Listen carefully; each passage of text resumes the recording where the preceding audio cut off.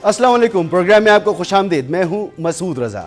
आपने ये चंद झलकियां देखी। DGISPR ने भारत की दहशतगर्दी को बेनकाब किया है जो वो पाकिस्तान में कर रहा है। कल हमने तफसील से बताया था कि कश्मीर से लेकर आसाम, मणिपुर और जहाँ जहाँ भारत में आज़ादी की तहरीकें, वहाँ से लेकर बांग्लादेश हो, भूटान हो, नेपाल हो, पाकिस्तान हो, श्रीलंका हो, चाइना हो, अमेरिका हो या कनाडा हो, भारत हर जगह दहशतगर्दी करता फिर रहा है। और आज पाकिस्तान ने सबूत दिए। 7 दिन गुजर गए, भारत ने पहलगाम वाक़े में पाकिस्तान के मुलव्विस होने का कोई एक सबूत भी फराहम नहीं किया, लेकिन पाकिस्तान ने आज बाकायदा तौर पर सबूत फराहम किया है। और एक शख्स जो अब्दुल मजीद है, ये तरबियत याफ्ता दहशतगर्द है, इसे झेलम से गिरफ्तार किया गया और बताया DGISPR ने कि ये जो दहशतगर्दी हो रही है ये रॉ नहीं, बल्कि भारत के सर्विंग ऑफिसर्स और जो सोल्जर्स हैं वो इसमें मुलव्विस हैं।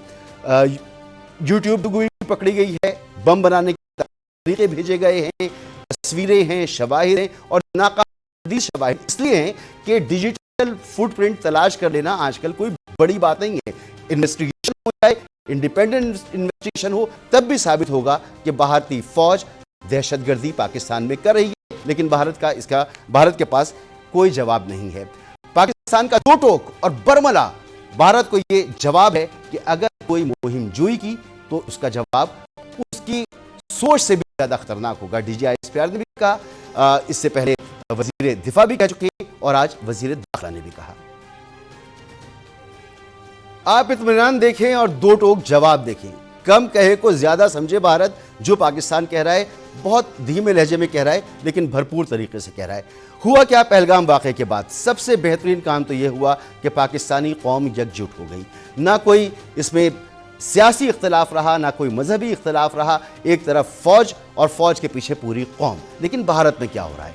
भारत में हो यह रहा है कि सबसे पहले तो भारत ने इस पूरे वाक़े की जिम्मेदारी अपने ही एक आला ऑफिसर पर डाली जो लेफ्टिनेंट जनरल MVS कुमार हैं, और उन पर यह जिम्मेदारी डाली कि जी आपकी गफलत की वजह से यह हमला हुआ।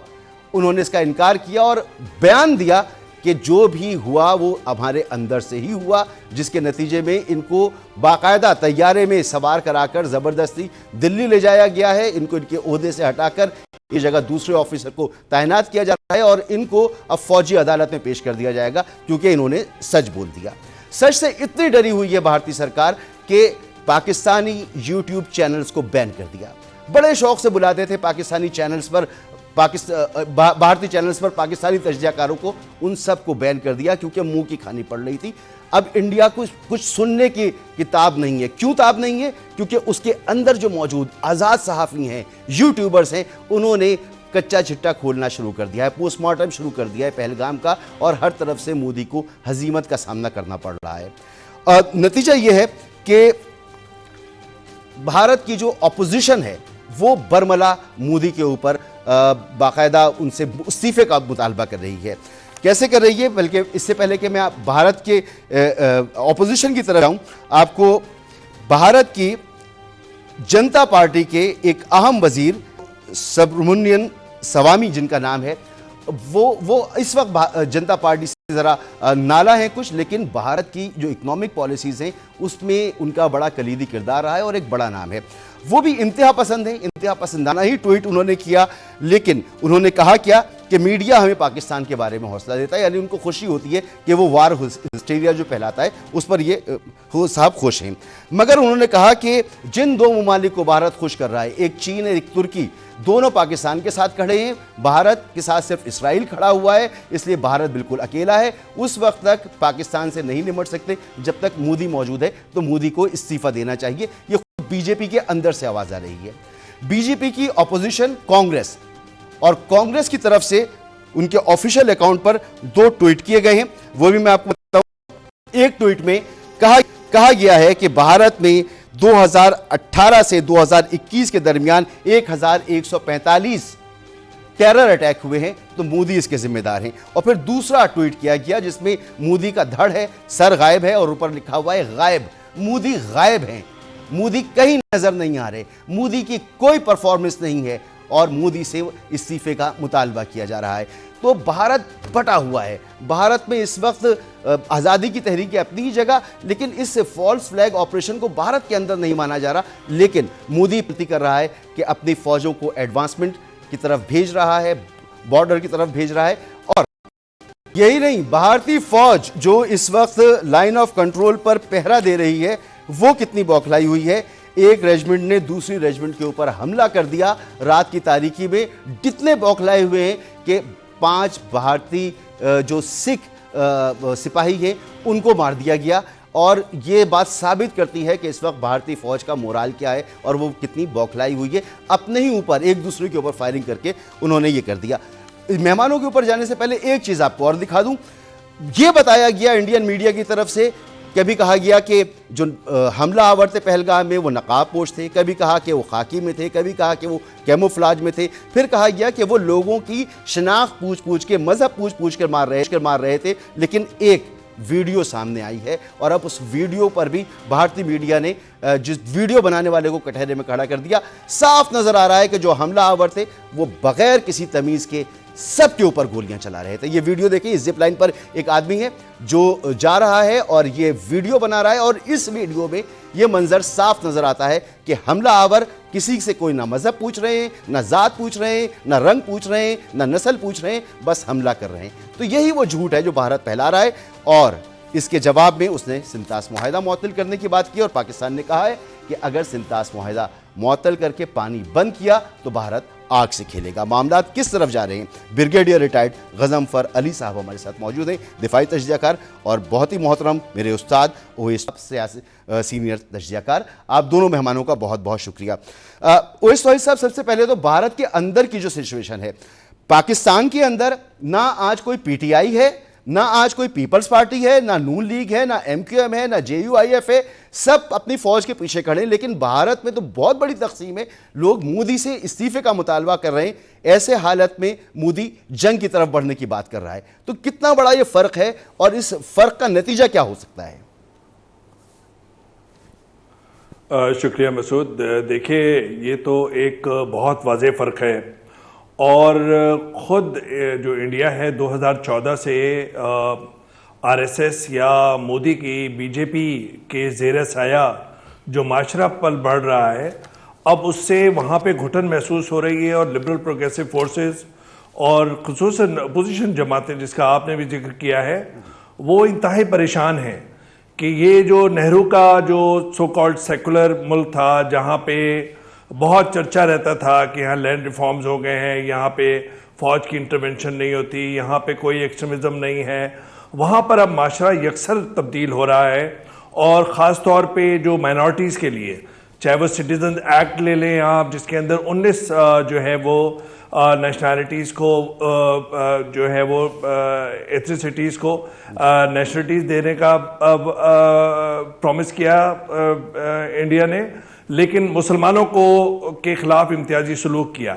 इसी तरीके से मकबूजा कश्मीर के अंदर आप देख लीजिए, भारत के मकबूजा कश्मीर में कि जहाँ पर उन्होंने उसकी तशख़्ख़ुस को तब्दील करने की कोशिश की और बुरहानुद्दीन वानी के बाद जो एक नई जनरेशन की एक होम ग्रोन इंसर्जेंसी थी, उसको किस तरीके से कुचला। और जब उसमें नाकाम रहे तो उसके बाद उन्होंने आर्टिकल 370 को रिवोक किया, 35A को इंट्रोड्यूस किया और वहाँ के तशख़्ख़ुस को तब्दील करने की कोशिश की। और मुसलमानों को जो वैली है, वैली के मुसलमान, उनको माइनॉरिटी में तब्दील करने की कोशिश की ताकि वहाँ पे पंडित आबाद किए जा सके, हिंदू आबाद किए जा सके।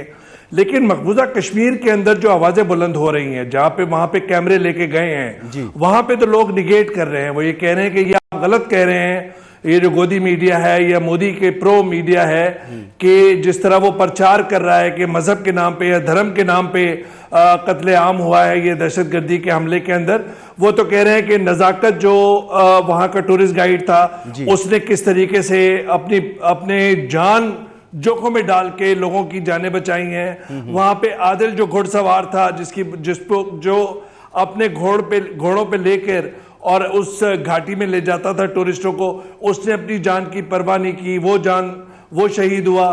तो वहां पे सवालात उठ रहे हैं और वहां पे ये भी सवालात उठ रहे हैं कि जो प्रोपेगेंडा हो रहा है भारतीय मीडिया के अंदर, वो एक यकतरफा है और वो एक तफरीक की बुनियाद पर है और वो एक आग लगाने के मुतरादिफ है। आज ही आप देख लीजिए मसूद कि इस वक्त जब हम बात कर रहे हैं, आज ही जो इंडियन मीडिया है उसके अंदर ये प्रचार हुआ कि अगर कोई पाकिस्तान का शनाख्ती कार्ड लेके गए थे, अब बताइए पाकिस्तान का शनाख्ती कार्ड लेके कोई दहशतगर्द हमला करेगा? सर, हर हमले के बाद यही करते हैं वहां पे।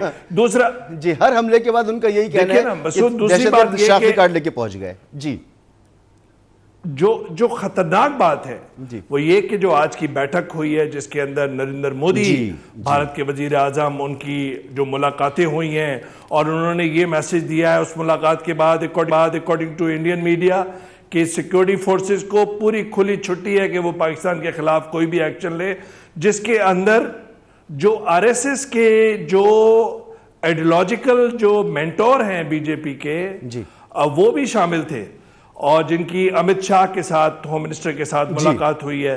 बड़ी खतरनाक बात है कि जो आग से खेल रहे हैं, जिस मुल्क के अंदर 25 करोड़ के करीब मुसलमान आबाद हैं, वहां पर उस आबादी को आप एक किनारे से लगा रहे हैं, दीवार से। लेकिन पाकिस्तान का आप देखिए कि मुख्तसरन में ये बात कंक्लूड करूंगा कि आज जो पाकिस्तानी फौज के जनरल और आईएसपीआर के डीजी जनरल अहमद शरीफ चौधरी साहब ने जो प्रेस कॉन्फ्रेंस की, वो काफी डिटेल्ड है और ये सिलसिला तसलसल वहीं से शुरू होता है जहां से 2016 में कुलभूषण यादव जो एक हाजिर सर्विस जो अफसर पकड़ा गया था, उसके बाद ये बहुत बड़ी बात होती है कि स्टेट टेररिज्म जिसके अंदर शामिल हो और ये उसको कड़ी को भी मिलाता है जो आज जनरल साहब ने बात की, जो इंकशाफ किया कि किस तरीके से इंडिया की स्टेट इन्वॉल्व है पाकिस्तान के अंदर टेररिज्म में, खैबर पख्तूनख्वा के अंदर या बलूचिस्तान के अंदर। सिर्फ एक बात सुनिएगा कि कनाडा और यूएसए की रिजीम्स ने भी भारत के जो सर्विंग, जो उन्होंने कहा कि इंडियन गवर्नमेंट इन्वॉल्व है, जो खालिस्तान के जो सेपरेटिस्ट लीडर्स हैं उनको कनाडा और अमेरिका में कत्ल करवाने की साजिशों में। और आपको पता है कि उस वक्त के वजीर आजम ट्रूडो ने तो डिप्लोमेटिक टाइज खत्म कर। तो भारत का ये जो एक पूरा नैरेटिव है कि इंटरनेशनल कम्युनिटी के सामने पाकिस्तान को टेररिस्ट कंट्री के तौर पे जो है वो उभारा जाए या उसका इमेज बनाया जाए, वो मेरे ख्याल में इस वक्त जो है बिल्कुल नाकाम नजर आता है। बिल्कुल बिल्कुल बिल्कुल दुरुस्त फरमाया आपने, बहुत अच्छी तरीके से सम अप कर दिया सारी चीजें। ब्रिगेडियर साहब, एक ऐसी कौम जो मुत्तहिद हो और पुरजोश हो और ईमान से लबरेज हो, और एक कौम जिसके अंदर ही ये आवाजें उठ रही हैं कि ये ड्रामा किया गया है, कोई कह रहा है कि ये सच है, कोई कह रहा है इस्तीफा दो, कोई कह रहा है तुम दोष दो रही हो, और उसकी फौज का ये हाल है कि लेफ्ट कंट्रोल पर पेट्रोलिंग करते हुए ही एक दूसरे पर अटैक कर दें। तो इतनी बौखलाहट वाली फौज, तो अगर कोई एडवेंचर होता है तो नतीजा क्या होगा इसका? मसूद, बहुत बहुत शुक्रिया। आपने अभी बीएसएफ का और उसकी 4 सिख रेजिमेंट, उसके अंदर जो लड़ाई हुई है उसका आप थोड़ी सी पीछे जाएं जी, तो पाकिस्तान ने जब बालाकोट किया था और कुछ कव्वे मारे थे पाकिस्तान के डीजीएसपीआर ने, तो बाग लाहौर टेलीविजन चैनल पे आके एक लफ्ज़ कहा था, उन्होंने कहा था we will strike back at the time of our choosing and the target of our choosing. Warfare होती है उसमें सिक्रेसी कभी ऑपरेशन की डिस्क्लोज नहीं की जाती है, ठीक, लेकिन पाकिस्तान ने सिक्रेसी भी डिस्क्लोज की और अपनी इंटेंशन भी दे दी। उसके बाद पाकिस्तान ने हमला किया उस जगह पे जहाँ पे इंडियन आर्मी चीफ बैठा हुआ था, नौशेरा वैली में 133 ब्रिगेड हेडक्वार्टर था। अगर पाकिस्तान एयरफोर्स चाहती तो वो ऑपरेशन रूम पे जहाँ एयरफोर्स चीफ बैठा था ले और उसके चीथड़ उड़ जाते, वहाँ पे तमाम जीओसी जो जनरल ऑफिसर नादर कमांड था, उसके बाद फिर जीओसी 15 अपना कोर जो था वो भी बैठे हुए थे। लेकिन पाकिस्तान ने ऐसा नहीं किया, क्योंकि आला इखलाकी इक़दार है हमारी, उस पर हम एक्ट करते हैं। इसी तरह इसी कन्फ्यूजन में आपको याद होगा उन्होंने अपना ही एक हेलीकॉप्टर मार गिराया जिसमें कोई 13 एयरफोर्स के ऑफिसर शहीद थे, याद श्रीनगर के अंदर। तो यहाँ से आप अंदाजा लगाइए, फिर 2 दफा उनकी 3 दफा गालिबन उनकी न्यूक्लियर सबमरीन जो है वो पाकिस्तान के पानियों में आई, हमने डिटेक्ट किया और उनको बताया कि जी आपकी न्यूक्लियर सबमरीन जो है हमारे पानियों में आई, हमने उसको वापस भेजा जी। तो ये चीजें हैं जो प्रैक्टिकल तौर पे मौजूद हैं। ठीक। लेकिन बात यह है कि इस वक्त जो इंडियन में लीडरशिप मौजूद है, जिससे आप पहले भी जिक्र कर रहे थे, मुझे जरा इजाजत दीजिएगा एक मुख्तसर से ब्रेक की, यही आम शुरू होगी, यहीं से शुरू करेंगे एक मुख्तसर से ब्रेक के बाद।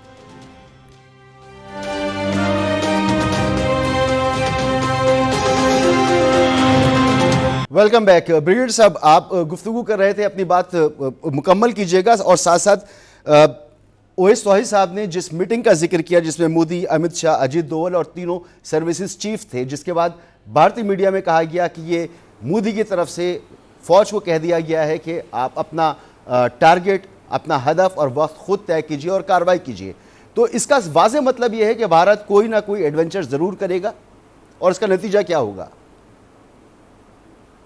देखिए, मैं आपसे याद कर रहा था कि उन तमाम चीज़ों के बावजूद जो पॉलिटिकली आपने पॉइंट आउट की हैं और जिसमें पाकिस्तान का स्टांस जो है और पाकिस्तान के नैरेटिव जो है वो आज वैलिडेट हुआ है जब इंडियन आर्मी जनरल ने इस्तीफ़ा दिया है। GOC in chief northern command जो थे, उन्होंने इस्तीफ़ा दिया और उन्होंने इस्तीफ़ा देते हुए ये कहा कि ये जो कुछ हुआ है ये भारत के अंदर की कार्रवाई है। उसके बाद उन्होंने ये भी स्टेटमेंट दी कि अगर मेरे ऊपर कुछ कहा, मुझसे कुछ इन्वेस्टिगेशन की गई तो मैं अभी तक जो भी चीज़ें करता रहा भारत, मैं वो सब बताऊंगा जो मारवाए कानून उन्हें चीज़ें थी। तो बयान ये कि जो नैरेटिव की जो जंग है या नैरेटिव की जो प्रेजेंटेशन है, जंग तो नहीं कहूँगा उसको मैं, नैरेटिव की जो प्रेजेंटेशन थी वो पाकिस्तान ने बड़े एहसन तरीके से उसको प्रेजेंट किया। और पाकिस्तान के अंदर जो स्टेट टेररिज्म होता है, जिसकी हम बारहा बात करते रहे हैं हर लेवल पे, उसको भी आश्कारा किया। वो आज की बात नहीं है, वो तो उस वक्त की बात है जिससे पाकिस्तान के अंदर अजीत कुमार डोभाल ने कहा था कि हम पाकिस्तान के अंदर लोगों को पैसे देंगे और वहाँ पे यहाँ पे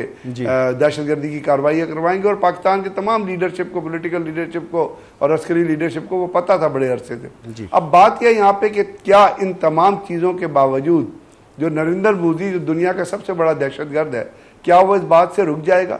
हिटलर ने भी इसी तरह नेशनलिज्म और मिलिट्री माइट के ऊपर पूरी दुनिया में जंग फैलाई थी और उसके बाद जर्मनी को तबाह व बर्बाद कर दिया था। तो नरेंद्र मोदी भी उसी पॉलिसी पे चल रहा है, वो भी उसी नेशनलिज्म, उसी जिंगोइज्म, उसी रिलीजियस एक्सट्रीमिज्म, नेशनलिज्म और रिलीजियस एक्सट्रीमिज्म को एक जगह मिला पे रिलीजियो नेशनलिज्म जो है उसको जनरेट कर रहा है। और अभी भी उसके साथ बहुत सारी वॉइसेस हैं भारत के अंदर जो हार्डकोर बीजेपी के और RSS के एलिमेंट है, वो उनके साथ खड़े हुए। तो जहाँ तक नरेंद्र मोदी की क़यादत का और उसके साथ जितने लोग बैठे हैं उनका ताल्लुक, उनसे आप कोई भी तवक्को कर सकते हैं। और ये भी खबरें आ रही हैं कि हम, जैसे आपने कहा कि उसने आर्मी चीफ को, एयर चीफ को कहा है, लेकिन उसके अंदर एक चीज़ जो मेरी समझ से में नहीं आ रही, वो ये है कि अगर तो कुछ करना है तो फिर तो आर्मी चीफ, एयर चीफ के बजाय जो chairman defence chief of staff है वो उसकी तरफ से दोनों चीफ्स को बिठा के कोई, या तीनों चीफ्स को बिठा के कोई प्लान बनेगा। अभी एक खबर चली थी कि इंडियन एयरक्राफ्ट कैरियर जो है वो कहीं पाकिस्तान की तरफ या ओपन सी में आ गया, तो जब चेक किया गया तो वो तो अपने डॉक पे खड़ा हुआ है। इसी तरह अब इंटरनेशनल बॉर्डर है, वहां कोई ऐसी मूवमेंट नजर नहीं आती। लेकिन जो कश्मीर का सेक्टर है उसके अंदर कोई लिमिटेड ऑपरेशन, और लिमिटेड ऑपरेशन की जब आप बात करते हैं तो वो पूरी कॉम्बैट फोर्सेस, और जब कॉम्बैट फोर्सेस की बात करते हैं तो उसके अंदर फिर आप आर्मर्ड कोर भी शामिल होती है, उसके अंदर इन्फेंट्री भी शामिल होती है। और आजकल एक तो इस किस्म का कोई ऑपरेशन, दूसरे आजकल वॉर का ट्रेंड चेंज हो गया है। मुझे जो डर है वो ये है कि जिस बेवकूफ़ी की तरफ भारत पहुंच चुका है, जिस रिलीजियस एक्सट्रीमिज्म और हेटरेट की तरफ भारत पहुंच चुका है, वहां पे अगर कोई लॉन्चर्स का इस्तेमाल हो गया ना, मिसाइल लॉन्चर्स का, तो वो बहुत तबाही लेके आएगा। और इस चीज की तवक्को, जैसे वो बार बार कह रहे हैं, आप उनकी तरफ से सुन रहे होंगे कि जी हमने टारगेट लॉक कर दिए, हमने ये लॉक कर दिए, तो साफ जाहिर है पाकिस्तान ने भी टारगेट लॉक कर दिए। अगर हमने कोल्ड स्टार्ट डॉक्ट्रिन पे लिमिटेड अपना रेंज के मिसाइल्स बनाए थे, तो साफ जाहिर है अगर उधर से कॉम्बैट ऑपरेशन होता है, कोई कंबाइंड फोर्सेस का कोई लिमिटेड ऑपरेशन हो या उसका स्केल आप बढ़ाए, तो पाकिस्तान वो मिसाइल्स यूज कर सकता है और उसके लिए पाकिस्तान को ट्रुप्स मूवमेंट की भी शायद जरूरत ना पड़े। तो ये चीज है, आप भारत की क़यादत पे एतबार नहीं कर सकते। वो किसी भी किस्म का कदम उठा सकते हैं क्योंकि उनके अंदर ना सोच है, दूसरा अपना बिहार का इलेक्शन जीतने के लिए नरेंद्र मोदी दुनिया को करने को तैयार है। बिल्कुल, और उसके पॉलिटिकल ऑब्जेक्टिव उसकी तो सर इब्तिदा ही वहां से है ना, जब उसने गुजरात में 3,000 मुसलमानों को जो है शहीद किया था, वहां से तो उसकी इब्तिदा है। तो वो तो इंटरनेशनली दहशतगर्द डिक्लेयर दहशतगर्द है और वो कर सकता है। आप दुरुस्त फरमा रहे हैं। तो इस सब आप क्या समझते हैं? आपने इस मीटिंग का भी जिक्र किया, मैं दोबारा दोहरा रहा हूं, यह भी मुमकिन है कि भारतीय मीडिया इसको बढ़ा चढ़ाकर बयान कर रहा हो और हो सकता है कि ये दुरुस्त भी हो, तो आपको क्या अंदेशा है? नहीं, देखिए मसूद, ऑप्टिक्स तो डिफरेंट अडॉप्ट करते हैं मुख्तलिफ रजीम्स, और इस तरह का अगर हॉस्टाइल इन्वायरमेंट आप क्रिएट करें और एक फ्रेंजी क्रिएट करें और एक टेरर अटैक जिसको कंडेम किया है उसके रिवायती हरीफ पाकिस्तान ने फ़ौरन ही, उसको आधे घंटे बाद आप उसके खिलाफ चार्जशीट बग़ैर किसी सबूत पेश किए हुए आप जो है चार्जशीट पेश कर दें और उसके ऊपर इल्ज़ामात की बारिश कर दें। आज लेफ्टिनेंट जनरल चौधरी साहब ने जिक्र किया है, DGISPR ने सीलन के they haven't produced a shred of evidence during last 7 days, और उसके बाद उन्होंने उसका काउंटर नैरेटिव के तौर पे अपने सबूत पेश किए हैं कि किस तरीके से इंडियन आर्मी के ऑफिशियल्स, सर्विंग ऑफिशियल्स इन्वॉल्व हैं पाकिस्तान के अंदर इन्फिल्ट्रेशन में, पाकिस्तान के अंदर टेररिज्म में। तो ये तो एक अलग बात है, लेकिन जो जिस मीटिंग की आप बात कर रहे हैं, देखिए मुझे उसके अंदर देखिए एक मिस एडवेंचर तो कर सकता है जो जिसका मुझे खदशा है कि मोदी ने जिस तरह हाइप दी है, जिस तरह उसके प्रो मोदी जो मीडिया है, जिस तरह उन्होंने पूरा एक जिंगोइज्म को बढ़ावा दिया है कि डिस्ट्रॉय पाकिस्तान हैशटैग, पाकिस्तान के टुकड़े कर दो खुदा न खास्ता हैशटैग, मतलब इस तरह आप अगर नैरेटिव बनाएंगे तो वो कुछ ना कुछ मिस एडवेंचर तो कर सकते हैं अपनी कॉन्स्टिट्यूंसी को एड्रेस करने के लिए। लेकिन इस दफ़ा क्या गलती हुई कि इंटरनेशनल वाटर ट्रीटी या इंडस वाटर ट्रीटी को जिस तरह से उन्होंने यूनिलैटरली जो डिसीजन लिया कि जी हम सस्पेंड करते हैं और पाकिस्तान के खिलाफ एक आबी जंग का जो इशारा दिया और जिसे पाकिस्तान ने एक एक्ट ऑफ वॉर करार दिया है और दुरुस्त करार दिया है, उस पे आलमी बिरादरी जो है बिल्कुल जाहिर बात है कि सहमत नहीं है और उस पे उनको कोई पजीराई नहीं मिली। दूसरी बात ये कि पाकिस्तान ने जो थर्ड न्यूट्रल पार्टी की इन्वेस्टिगेशन के अंदर पार्टिसिपेशन को पेशकश की है पाकिस्तान ने, वो काफ़ी वेलकम किया है दूसरा आलमी बिरादरी में। और तीसरा ये कि इस वक्त अमेरिका जो है गर्दन तक जो है वो फंसा हुआ है यूक्रेन के अंदर और मिडल ईस्ट के अंदर, तो उन्होंने भी कोई, आपने देखा कि ट्रंप ने तो इस मसले को 1500 साल पुराना करार दे दिया उनके नाबलद जो हैं वो तारीख से। और दूसरा जो सबसे बड़ी बात, जो पॉजिटिव बात है मसूद, वो ये कि चाइना और टर्की पाकिस्तान का साथ दे रहे हैं। सऊदी अरब और जो UAE हैं उनका ताल्लुक काफ़ी गहरा है इंडिया के साथ, क्योंकि एक इकोनॉमिक पावर है और सबसे बड़ी मोस्ट पॉपुलस्ट कंट्री है, तो वो भी आए हैं मुज़ाकरात के लिए, पेशकश की है। तो एक बड़ी अच्छा जेस्चर है हमारे सलमान ममालिक से भी और ख़ुद जो हमारा एक बहुत बड़ा हलीफ है, तारीखी और स्ट्रेटजिक पार्टनर है चाइना, क्योंकि इंडस, अगर आप ये समझने की कोशिश करें कि जो 30% ऑफ नेचुरल वाटर जो है इंडिया के अंदर वो आता है चाइना से, तो चाइना अगर ब्रह्मपुत्रा के ऊपर बंद कर दे उस पे, तो फिर इंडिया का क्या हाल होगा। 2016 में चाइना ने इसका मुजाहरा किया था। तो मेरा कहने का, लेकिन इसके अंदर एक जो सबसे तशवीशनाक बात है कि क्या ये दोनों न्यूक्लियरी ताकतें जनूबी एशिया के रिवायती हरीफ, क्या ये जंग के मुतामिल हो सकते हैं? बिल्कुल नहीं हो सकते सर। पाकिस्तान ने तो कहा है कि हम रुकना होगा सर, नहीं हो सकते, बिल्कुल नहीं हो सकते। और अगर कोई एडवेंचर होता है, मिस एडवेंचर होता है, तो फिर पाकिस्तान कुव्वत से जवाब देगा। जैसे कि वजीर दाखिला ने कहा कि 1 का 2, आप 1 हमला करेंगे, हमारी तरफ से 2 हमले होंगे, तो इसके लिए हम तैयार हैं। बहुत बहुत शुक्रिया ब्रिगेडियर रिटायर्ड गज़नफ़र अली साहब, दिफाई तजज़ियाकार, और जनाब मोहतरम ओवैस तौहीद साहब, आपने उनका भी तजज़िया सुना। आप दोनों का बहुत शुक्रिया। एक ब्रेक लेंगे और ब्रेक के बाद एक और अहम मौजू पर बात करेंगे।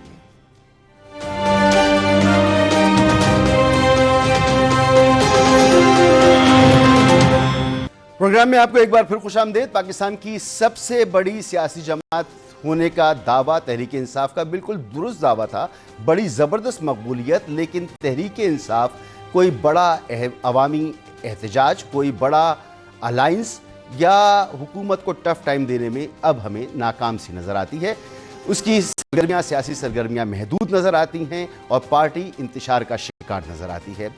क्या ऐसा ही है? हम इस पर बात करेंगे। हमारे साथ मौजूद हैं मोहतरम जनाब रऊफ हसन साहब, रहनुमा तहरीक इंसाफ और मरकज़ी तर्जुमान भी हैं आप। सर, बहुत शुक्रिया आपका वक्त देने के लिए। सर, पार्टी आपकी अंदरूनी इख्तलाफात सामने आए और फिर उसके बाद कमेटियां भी बनी, सब कुछ हुआ, लेकिन जो इसकी एक हैसियत होनी चाहिए थी बतौर अपोजिशन ही सही, वो इस वक्त हमें बड़ी मुतज़लज़िल सी नज़र आती है। और आपकी क़यादत की रिहाई का मामला हो या तहरीक जो आइन की बहाली के लिए आपने शुरू करनी थी, कहीं तहरीक इंसाफ इस वक्त मंजरनामे पर भरपूर अंदाज से नज़र नहीं आ रही। क्या वजह है इसकी? थैंक यू मसूद साहब, बहुत मेहरबानी आपकी, आपने मुझे प्रोग्राम में मदऊ किया।